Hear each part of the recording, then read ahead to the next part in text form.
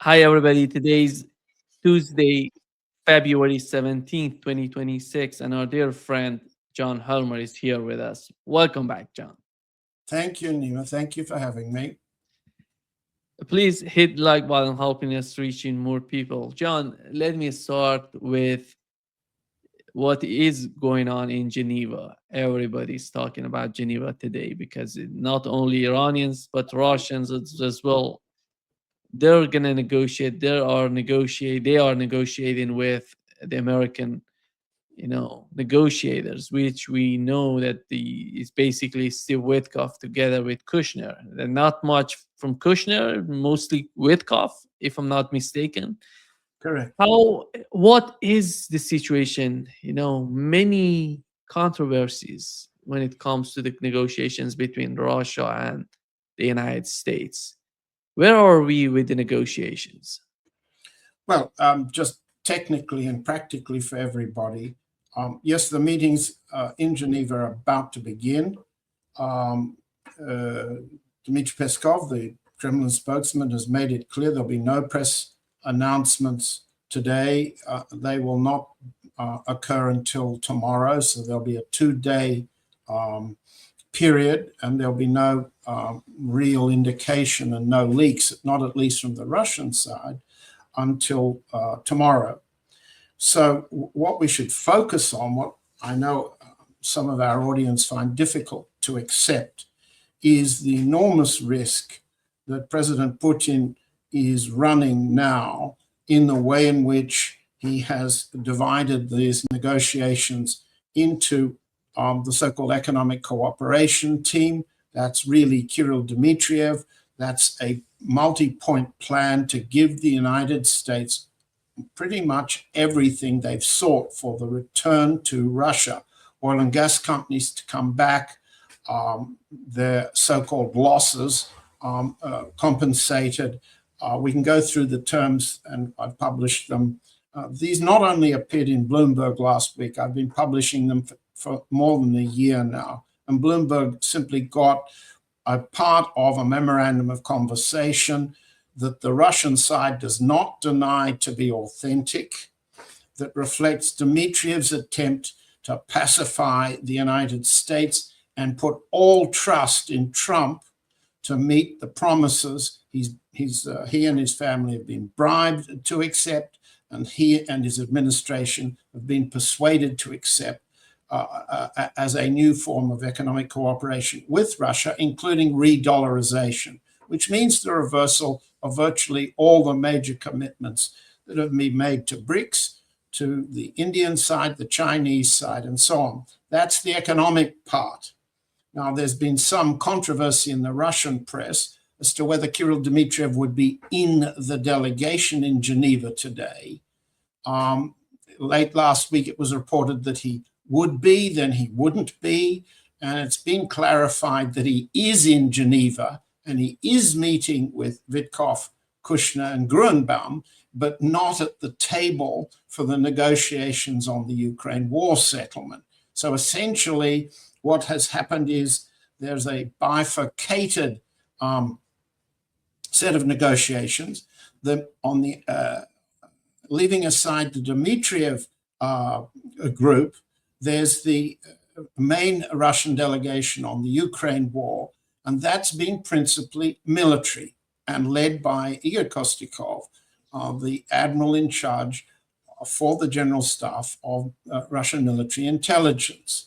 And he was being accompanied in Abu Dhabi by two generals, General Zorin, General Fomin. It's unclear whether General Zorin and General Fomin are in Geneva, but the Russian side has sent more than 20 delegates. The leader of the delegation is Vladimir Medinsky. Medinsky is a junior-ranking Kremlin assistant. Why does one send a junior-ranking assistant to lead after replacing the senior military intelligence officer in Russia? Answer: Medinsky's taking his instructions from the president, and these instructions have been hotly discussed and debated and disagreed with in Moscow. And we can see the evidence of that.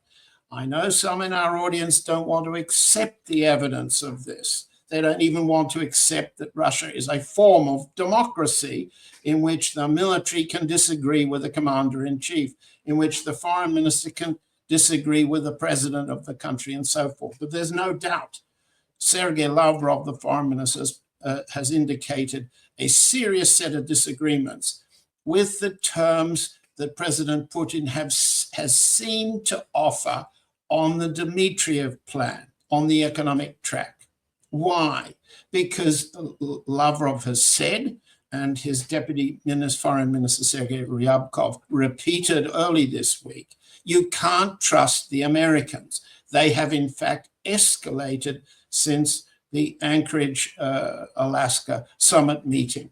Now, the way in which this argument has been conducted in Moscow is through code words. The code words are Anchorage formula or Anchorage understandings.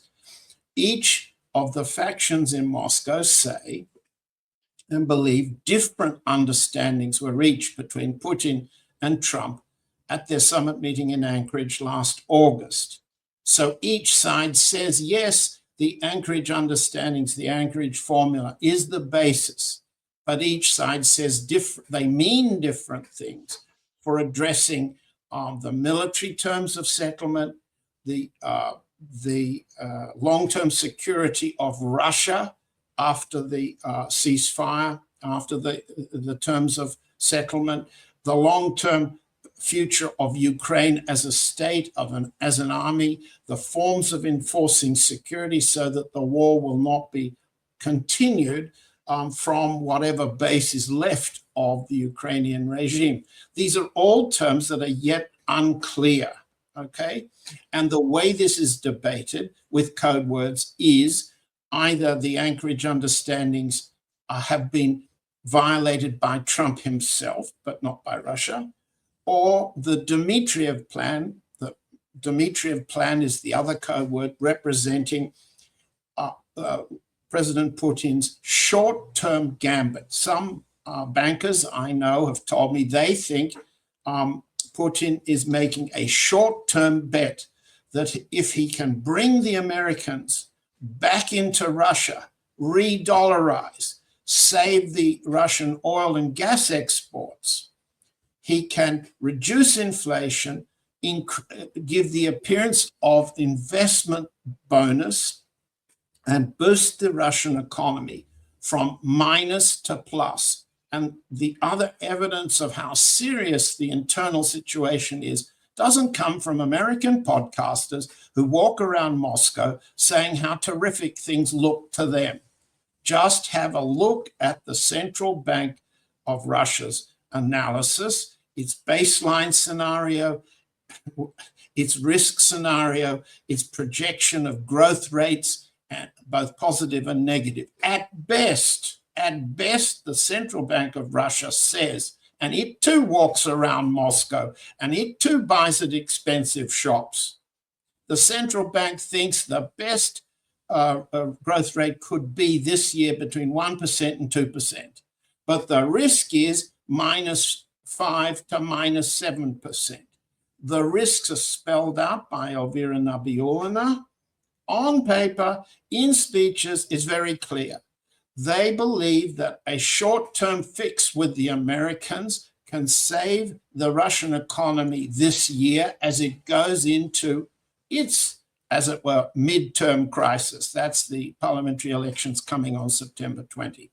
So, summing up, what's happening in Geneva? What's happening is a bifurcation of the Russian negotiating team. Second, a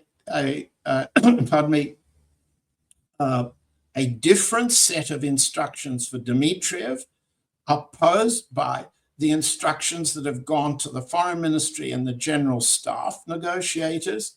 And we've got a president betting that he can somehow reach accommodations that depend on a level of trust no official in the Russian government except Elvira Nabiulina and Kirill Dmitriev believe in. That's where we are. So it's very high risk. It's a gambit. It can be argued as sensible, but it's a bet, a wager. And what's it a wager on? Trust in Trump. And who trusts in Trump these days? Yeah.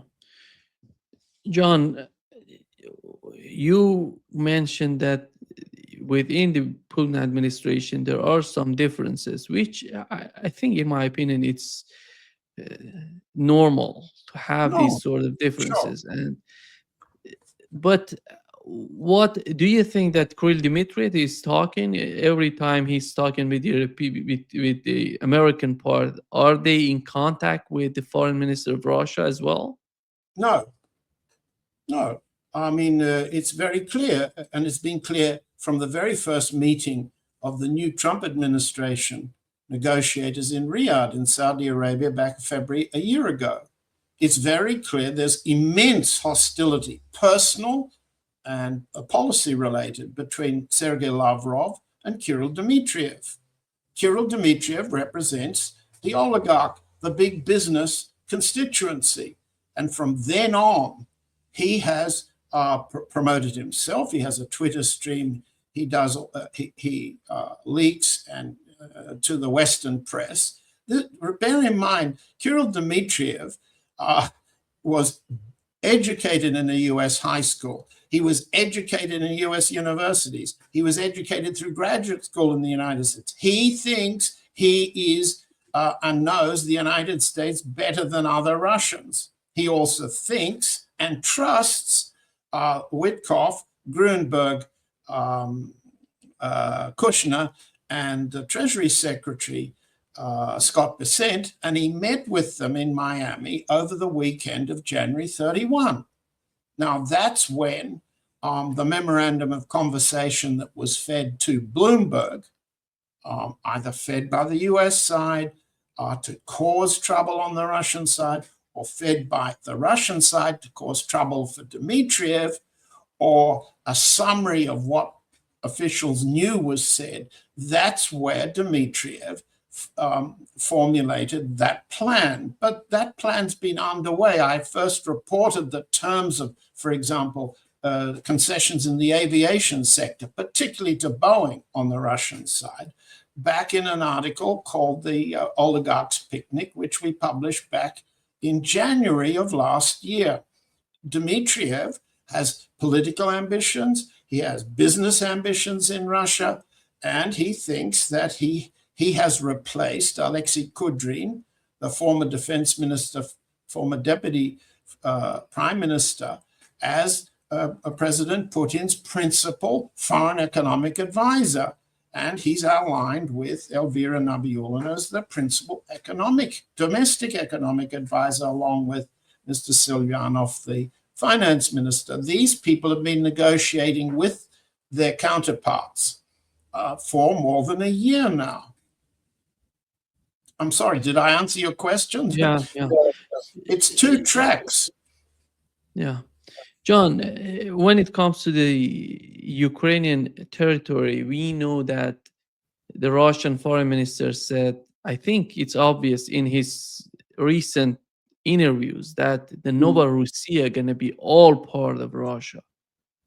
Do you feel that way? It seems that he's talking about from Odessa going up to Kharkov, it's all be Novorossiya, and they're going to be part of Russia. And their people in Russia talking about even Kiev and everything eastward going to be part of Russia, if to be, you know, to correct, the whole concept of Novorossiya. What is Novorossiya in the mind of the official Novorossiya, in the mind of the administration? Well, how to respond? Because half of what you said, I think, is accurate. The other half is speculative. I'm not saying that any of these speculations are mistaken. They are all reasonable ambitions on the Russian side, given the threat that all of the Ukraine represents as a battlefield, a spearhead for the endless war against Russia that began, let's say, in 1917 and intensified after 45 and so on. Here we are today. Let's just go to the pieces. And let's be also clear that the officials engaged in direct negotiations on the Russian side have not discussed particular details. So what we can see as apparent consensus on the Russian and American side, but not clearly on the European and the Zelensky regime side, is the readiness to accept less than all of Novorossiya, excluding Odessa, excluding Dnipropetrovsk, excluding Kharkov.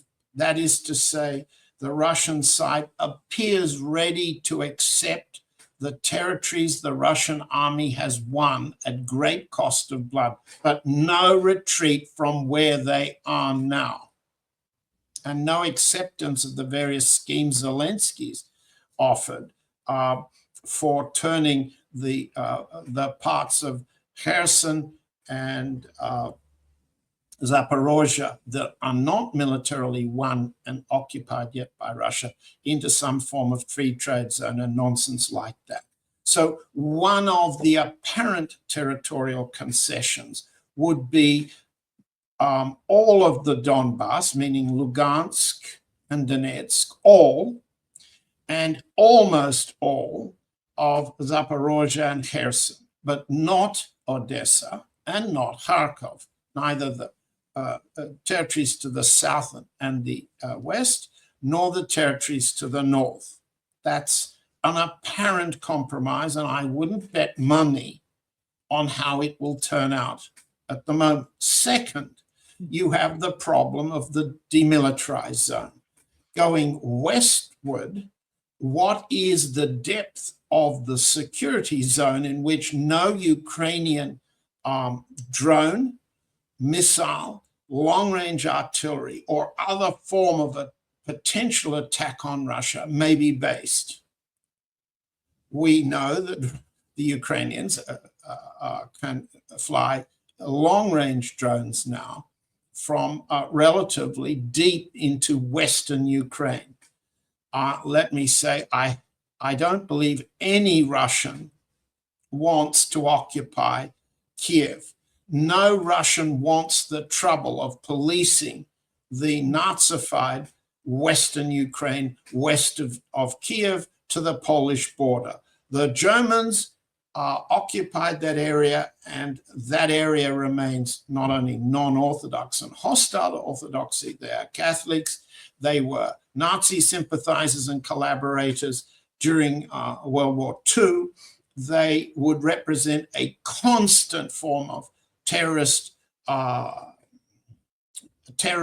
resistance, costly in Russian lives. No one in Russia wants to occupy and regulate that zone. The problem from the Russian side is what sized army of the Ukrainians, what form of military equipment arming that army will be allowed, and whether there'll be any form of foreign, European, NATO, American intelligence sharing, military supply systems in that rump army. And though we've seen lots of different numbers, there's no point in my view of talking about numbers ranging from 800,000 to 500,000 to 80,000. These numbers have appeared on papers, they've appeared in leaks.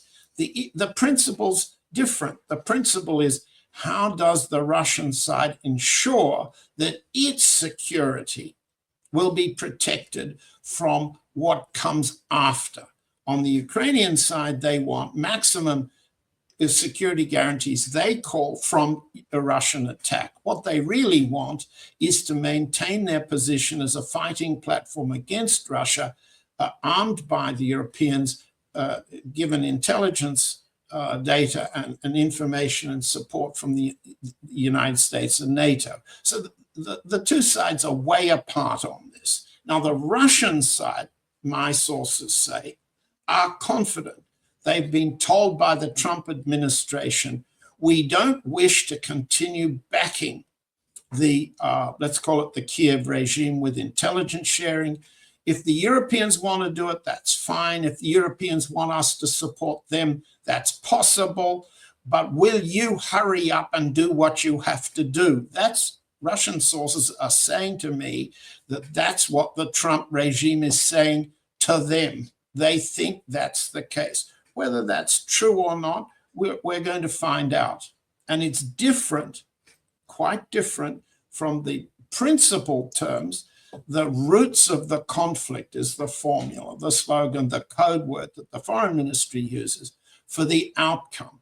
Roots of conflict to be resolved require not only the return of the Donbass, the security of all four, a settlement of the Zaporozhye nuclear power plant in such a way that it can provide power as much to the the Russian side as to the Ukrainian side.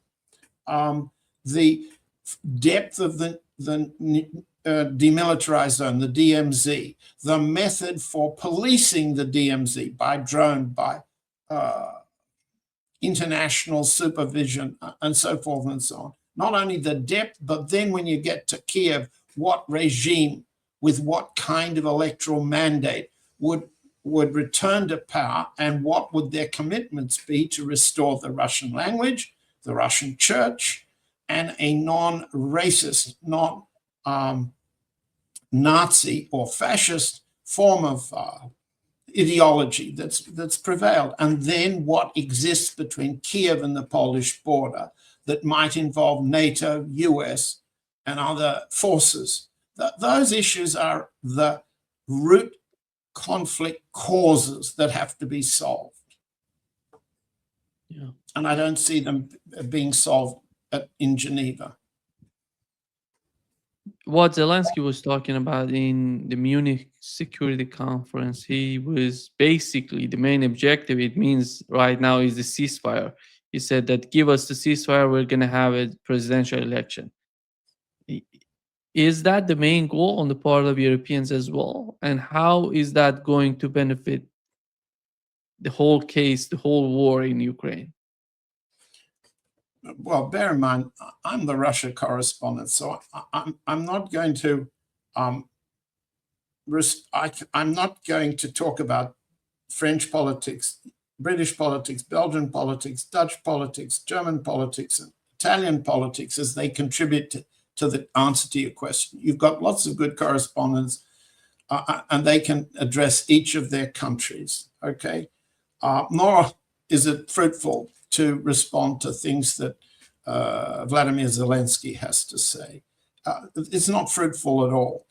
What we can say, because we've said it many times, is the notion of ceasefire without a settlement, without a permanent security arrangement that protects Russia, is simply an invitation for relief of the Ukrainian side as the Russians advance westward, relief, refreshment, replenishment of men, of material, and so forth. So the notion of a ceasefire without a significant set of security guarantees of the range I've just mentioned is unacceptable to Russian side. It's said it over and over again.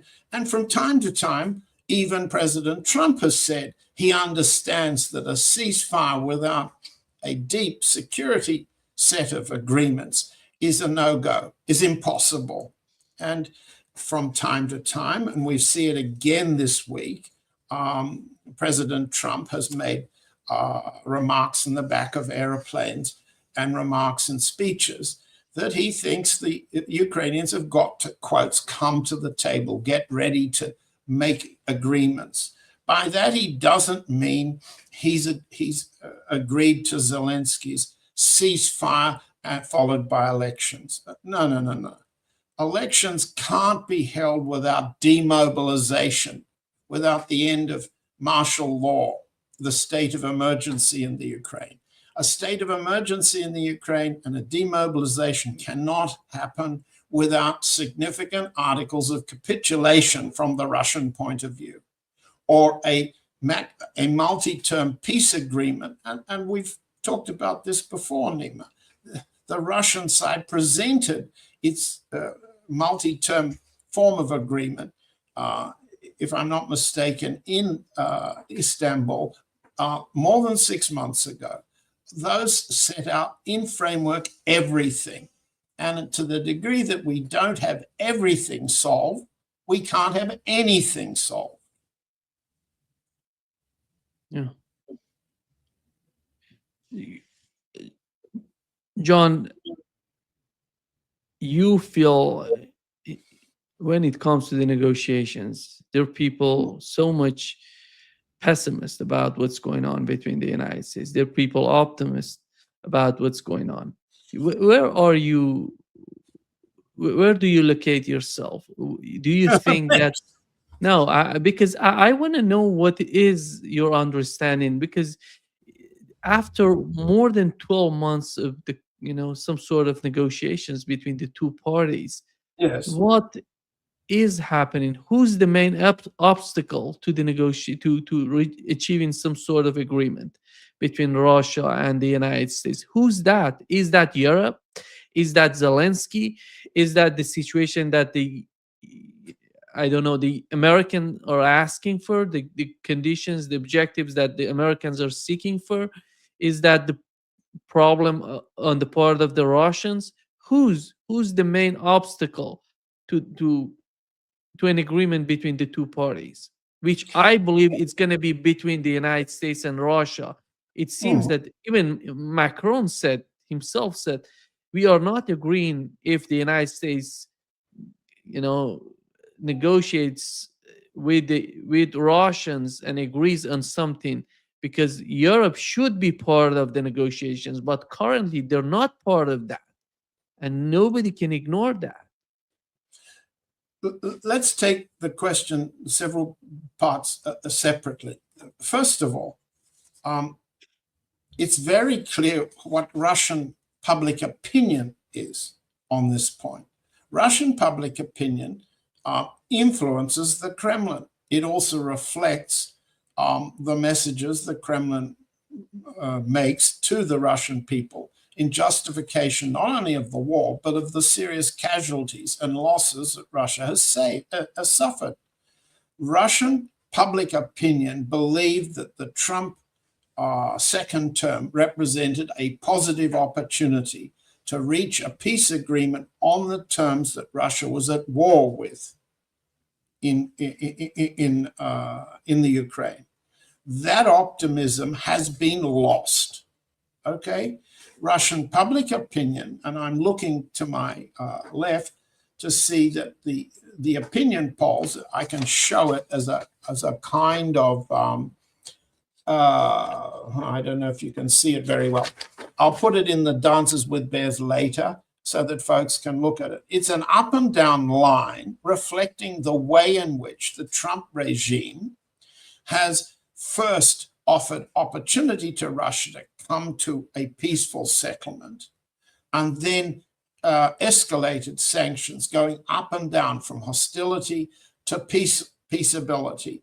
Russians do not trust the Trump regime any longer. The negative attitude to the United States is now 45%. Okay, 33% still have some hope the US will negotiate in good faith and can be relied on to honor their agreements. 22% say they don't know how to answer. Now, that's an interesting number itself. If the Russian public opinion, 1 in 4, thinks they don't know what the US is going to do and whether it can be trusted, why should we be any more certain and any more confident? So Russian public opinion is deeply distrustful of the United States, and that's a significant control or break, if you like, on anything President Putin will try to reach an agreement with now as we go into parliamentary elections next September. So fundamentally, that's the situation as Russians see it, not me, Russian public opinion, as measured reliably. Publicly, the Russian official line has been the Anchorage formula. That's to say, last August, everybody agrees that President Putin and President Trump reached understandings. What exactly they are has never been made clear. Therefore, the foreign ministry says those understandings mean the resolution of the deep sources of conflict, because we believe Trump offered a significant set of concessions which the Biden administration refused to accept. And second, why are we not yet signed? Because the Europeans have continually revived Zelensky's determination to go on fighting. So there is a line in Moscow that says, as you explained it, Nima, the Europeans are to blame for sabotaging a good deal the United States was agreeing with Russia to do as of last August, the so-called Anchorage formula. That is a public line. Is it true? That's what you asked me. Is it true that the reason that we aren't at a peace agreement with all of the Russian terms agreed is because the Europeans keep stimulating Zelensky to say no? Is it because the Europeans keep lobbying the Trump administration to tighten and escalate the campaign against Russia in trade, at sea, and so forth? In my view, there's no doubt the Europeans are part and parcel of a consensus. I don't see the Trump administration deviating very far from the European consensus on fighting Russia in the future. There's no change in US military policy. In fact, the US military policy is escalating at sea. The war against Russia at sea is escalating with Washington in the lead. The British have played second fiddle. The French have played second fiddle to the war at sea. If we take that as an example, it's not the Europeans resisting a peace initiative on the American side. Not at all. Not at all. So what to make of these differences of signals now that we're talking about them? Well, we have to say there are factions in the Washington establishment too. The Trump administration faces potential loss of Congress in its midterm election coming up November the 3rd. In that domestic political context, we've explained before, the Trump administration must not appear to have lost the war in the Ukraine, must not appear to have triggered a war with Iran that causes massive inflation of the oil price, must not appear to have been defeated in battle. We've explained this a number of times before. So these domestic forces in the US lead the US to putting out multiple signals, some of which are long-term hostile to Russia, and not at all likely to lead to peace on the Ukrainian battlefield, or at least if they lead to a pause on the Ukrainian battlefield, they don't lead to any relief at sea, in Poland, in the Baltic states, in Finland, and across through the Arctic, and certainly not any relief in strategic arms limitations, starting with the installation of the Golden Dome in Greenland and what have you. Okay, so to answer your question, to summarize, I do not believe that blaming the Europeans for sabotaging peace in the Ukraine is accurate. The fact of the matter is the European governments believe, NATO believes, the US commanders of NATO believe that the battle has been lost in the Ukraine, but not the war against Russia. Now, that's a distinction they don't make in public, but their policies indicate that's their policy towards Russia. So their problem is how to go on fighting Russia because they believe the Russian economy is vulnerable, that politically, if the economy can be reinflated by war at sea and other means, we can get into that, President Putin will be seriously damaged internally and become even more vulnerable. That's what the Europeans think. That's what General Grinkevich, the US general and head of NATO, thinks. But subject to the limitation, they're losing on this battlefield. They've got to find a way of tactical operational withdrawal while maintaining strategic dominance, escalation control. Combine the two. Don't lose on the battlefield. Maximize escalation everywhere else. Does that sound like a peace framework to you? It doesn't sound like it to me, and it does sound to me as if all the so-called European outliers are entirely in accord with the US on that strategic issue. But obviously, each of them is got a problem with Trump domestically. Trump's tariff measures affect France, England, Italy, all of them differently. Trump's attempts to interfere with the European trade agreement with India is an example. You've got economic warfare from Trump, which affects each of the European states quite differently. So they've got an individual state and a collective union problem with Trump, which is different from the question you raised for me. Yeah. John, the war that you're talking about that is not lost on the part in the mind of American is the economic war. Is that the case? That's why the United States is trying to convince all these countries who are receiving oil and energy from Russia, Yes. to how successful that has been so far.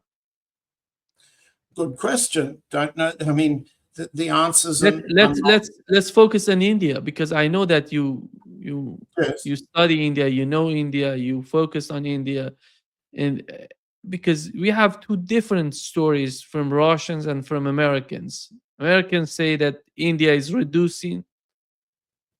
Russians are saying something different, that Indians have shown no sign of reduction of Russian oil and energy. Who's India in this game? I put it a little differently. The way in which Trump's tweet announcing the reduction of tariffs for India was expressed. He said Prime Minister Modi had promised to stop buying Russian oil. Subsequently, Secretary of State Rubio has said that India has agreed to not to buy additional, he used the term additional Russian oil. Now, what's the difference? It's regrettable that public officials treating matters of state as serious as this cannot be questioned so that they are more specific and clearer. You and I have to answer, as do everyone else in the press, both mainstream and podcast and alternative media, to try to speculate on their near criminal vagueness. And it's criminal because it hides crimes. Okay, so what's the difference? The answer is that India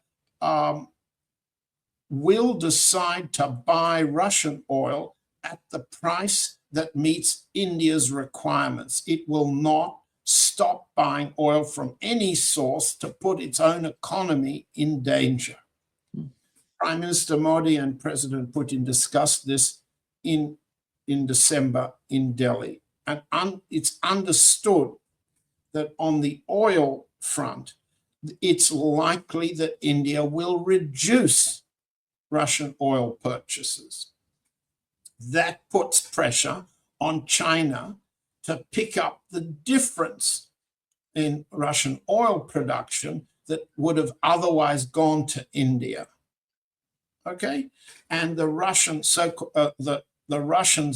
volumes of production may have to be reduced for the following reasons. If India buys less, but not zero, if China, the so-called teapot trade, that's independent Chinese refineries in the south of China around Shandong, can no longer accumulate stocks of cheap oil coming from Russia because supply exceeds demand and the price discount has to fall. This is important. The Russian production has to be sold, therefore the price is cut till you find a buyer.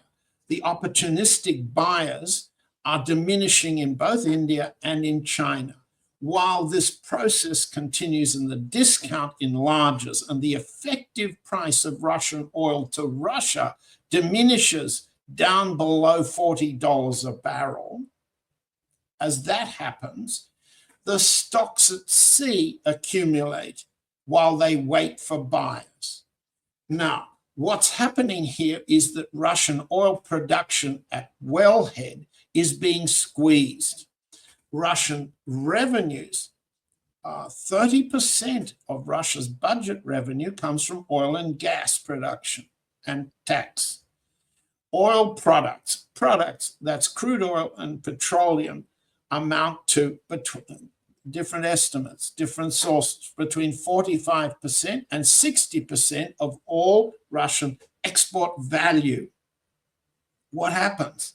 If the effective price to Russia of the oil after the quoted Urals or quoted Brent or quoted WTI oil market price, let's say, I haven't got it right in front of me, but I think it's around 60 at the moment, falls.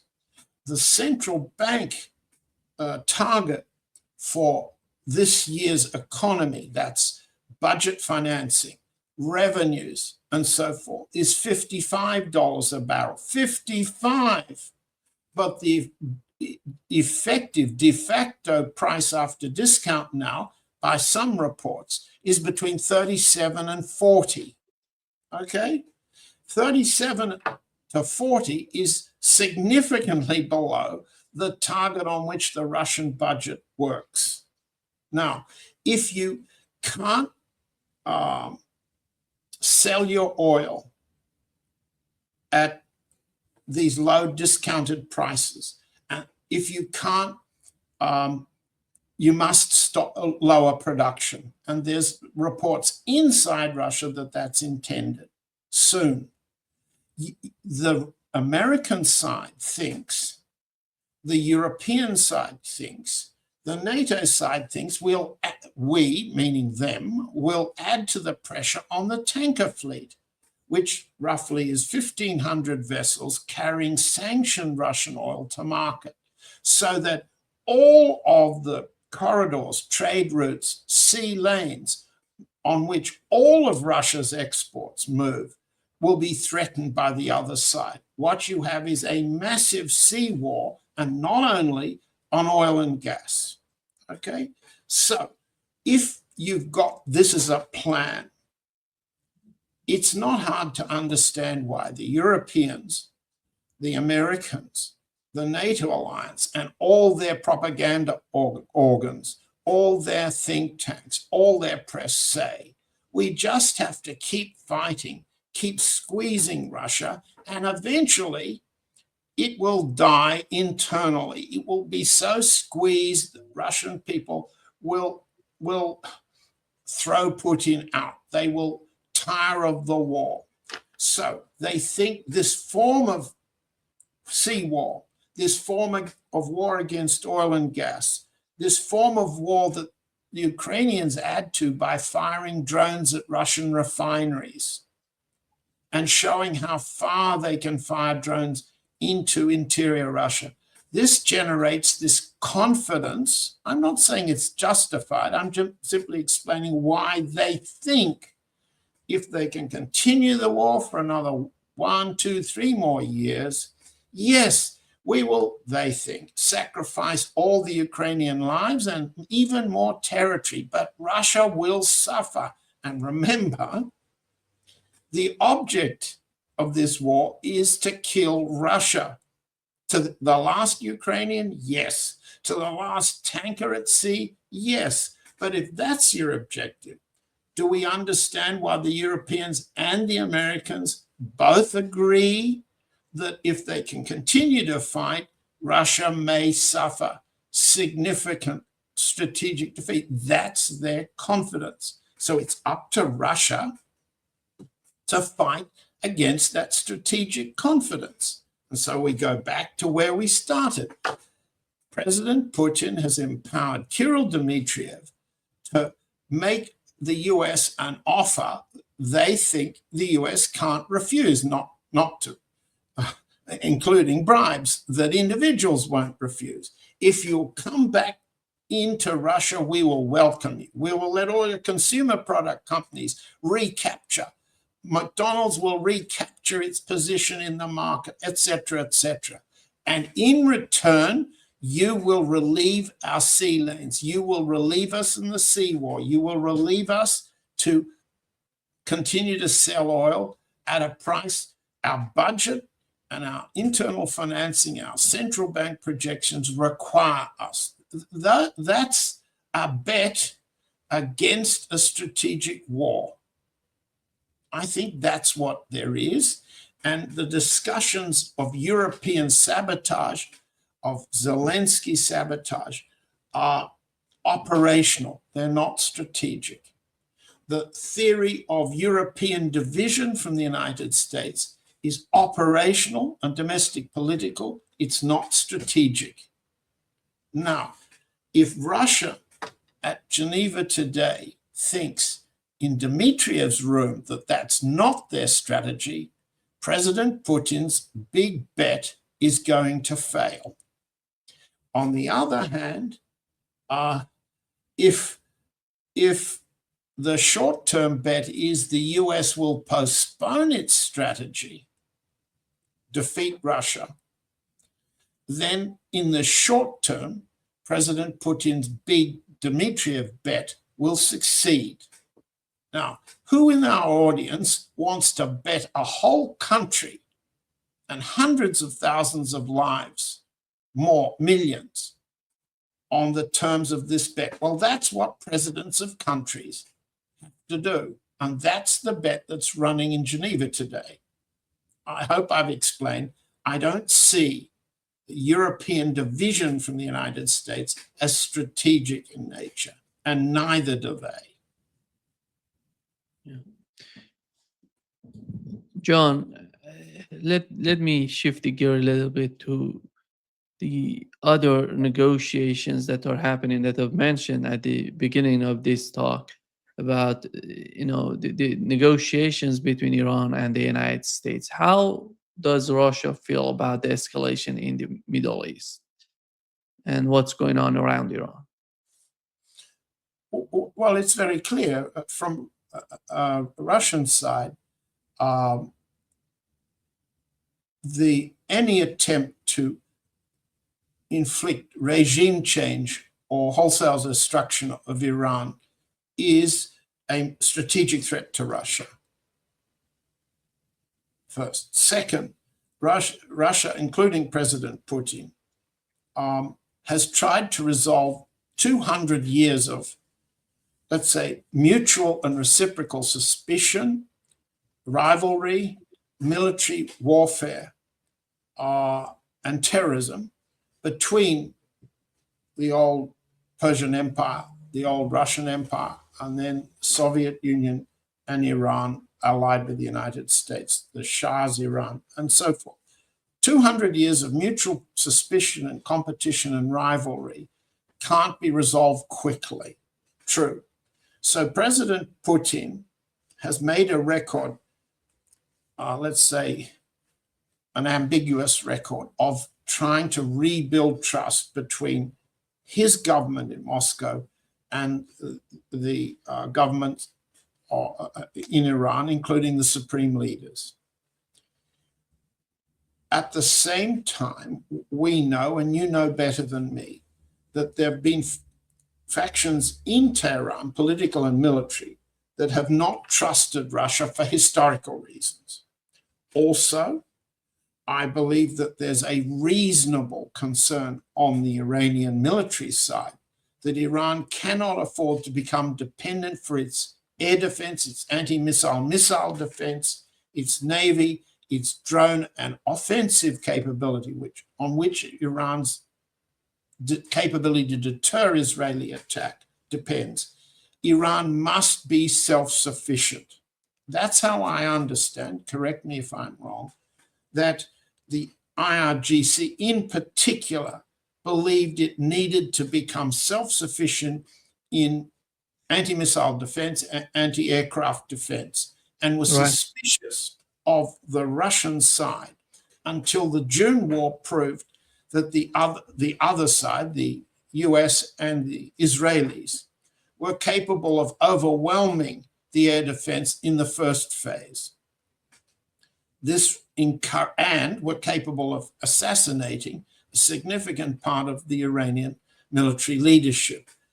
That shock, an understandable one, a serious tactical defeat, has led, and forgive me if I misread this, to a revision of the necessity for self-sufficiency on the Iranian side to become more cooperative with Russia and China. And these are suspicions that are shared everywhere. Everyone knows, particularly in India, that if you buy from the United States F-16s or any other form of serious offensive or defensive military warfare, you suffer the possibility the Americans will hit the kill switch which stops you using the equipment you need for your determination of your defense or offense. The kill switch and the suspicion of the kill switch will always damage US weapons sales to major powers like India. Therefore, the suspicion of the kill switch must exist in Iran and must exist not only to the United States, but to the Russian side. Now, let's remember what happened at the beginning of the June war. As the Israelis attacked targets all over Iran, President Putin rang up Prime Minister Netanyahu and asked him not to attack the Bushehr nuclear reactor in southern Iran because it risked the lives of Russian technicians. And Netanyahu agreed. I'm not disclosing anything that I haven't reported before. It's well known. Now, if he did it then, it's reasonable for the Iranian side to say, if there's a new attack, will President Putin ring up Netanyahu in advance and say, I don't want you to attack my Russian air defense technicians in this, and this place? Might that happen? I don't know whether it would happen or not. What I'm saying is that what happened last June arouses a reasonable suspicion on the Iranian side that for all the US podcasters who tell us how committed Russia is to the defense of Iran, it's reasonable for the Iranian side to say we must preserve our capacity to defend ourselves if the Russians pull the kill switch. Why should they trust Russia more than President Assad of Syria did when the kill switch was constantly pulled by President Putin, exposing Russian lives to Israeli attack in Khmeimim in years past? This is a story everyone in the Middle East understands and knows. So, to sum up, Russia is committed to defending Iran and heading off the alleged basis of Israeli-American attack on Iran, which is enrichment of nuclear weapons capability, enrichment of uranium to nuclear weapons capability, to find formulas that the Americans would agree to accept that would remove that issue as a ground for attack. Fine. That's helpful and credible. Iran has made it very clear it cannot and will not negotiate any variation on its missile defense and offense capability. And you've had Theodore Postel explain exhaustively how the Iranian capability now establishes a significant balance of deterrence against Israel, because that capability, as Postel explained to your audience a few days ago, would destroy Israeli cities. Okay. Accepting what Postel's analysis amounts to means that missile program limitations are off the table. What's left? You tell me what's left. Russia would then be in a position to offer the American side a way out of an exit for the Armada. You've had people on your program assuring you that they've heard from their unidentified sources that the US and Israel will attack. You've also heard equally credible people say, no, there's a balance, a brinkmanship that's achieved a mutually deterrent balance right now on the edge, in which the Trump administration can't attack for American reasons, including the closure of the Straits of Hormuz and a skyrocketing oil price. So people differ on the evidence, on the sources. What's Russia's contribution to this? It's to maintain ambiguity, strategic ambiguity, so that the US side and the Israeli side can't be confident that Russia will,